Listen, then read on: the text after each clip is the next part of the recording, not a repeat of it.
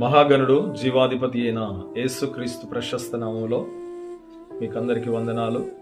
యెషయా గ్రంథము 44వ అధ్యాయము 21-22 వచనాలు. యాకోబు, ఇశ్రాయేలు, వీటిని జ్ఞాపకం చేసుకొనుము, నీవు నా సేవకుడవు, నేను నిన్ను నిర్మించితిని. ఇశ్రాయేలు, నీవు నాకు సేవకుడవై ఉన్నావు, నేను నిన్ను మరిచిపోజాలను. మంచి విడిపోనట్లుగా నేను నీ అతిక్రమములను, మబ్బు తొలగునట్లుగా నీ పాపములను తుడిచివేసి ఉన్నాను.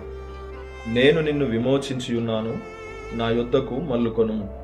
ప్రియులారా, యెషయా ప్రవక్త ద్వారా ఇశ్రాయేలును తన సేవకుని గూర్చి, అనగా తన ప్రజలను గూర్చి మాట్లాడుతున్నటువంటి మాట.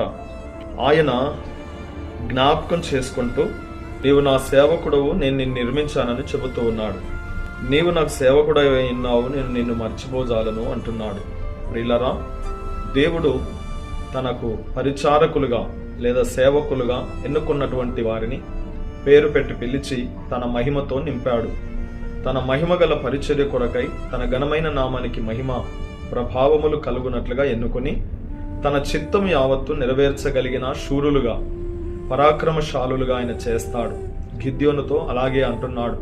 పరాక్రమము కలిగిన బలాఢ్యుడా అని గిద్యోనుతో ప్రభువు మాట్లాడుతున్నప్పుడు గిద్యోను అంటున్నాడు, అది సరే ప్రభువా, మేము పరాక్రమం కలిగిన వారమైతే ఈ గానుగ చాటున గోధుమలు ఎలా దుల్లగొట్టుకుంటున్నాం అని మాట్లాడుతూ దేవునితో తన విషయాన్ని, పరిస్థితిని తెలియజేస్తూ ఉన్నాడు.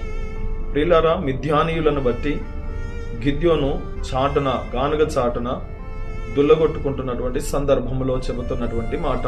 అలాగున బలహీనులైనటువంటి తన సేవకులను, తను ఏర్పరచుకున్న వారిని, తన మహిమ కొరకు పిలుచుకున్న వారిని, నిర్మించిన వారిని ఆయన బలపరచడానికి ఇష్టపడుతూ చెబుతున్నటువంటి మాట. మంచు విడిపోనట్లుగా నేను నీ అతిక్రమములను, మబ్బు తొలగునట్లుగా నీ పాపములను తుడిచివేసి ఉన్నాను, నేను నిన్ను విమోచించి ఉన్నాను, నా యొద్దకు మల్లుకొనుము అంటున్నాడు. ప్రియులారా, తన సేవకులతో తాను మాట్లాడుతున్నటువంటి మాట. అనేకమైన బలహీనతల్లో చోటు చేసుకున్నప్పుడు, బలహీనులై పడిపోయినప్పుడు దేవుడు తన సేవకులను పిలుస్తూ, మాట్లాడుతూ, ధైర్యపరుస్తూ అంటున్నాడు.